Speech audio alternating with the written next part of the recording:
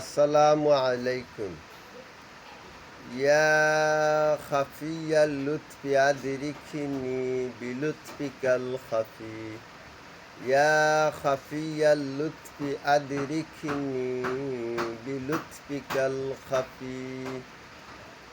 হে গোপনে ক্ষমা করনেওয়ালা, আমাকে গোপনে ক্ষমা করে দাও।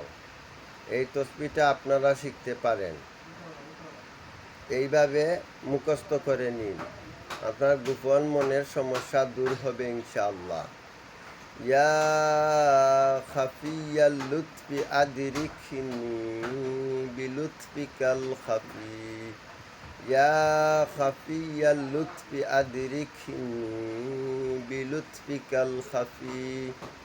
এইভাবে আপনারা শিখে নিন, আপনাদের অনেক মনের অজানা সমস্যা ইনশাআল্লাহ দূর করে দেবেন।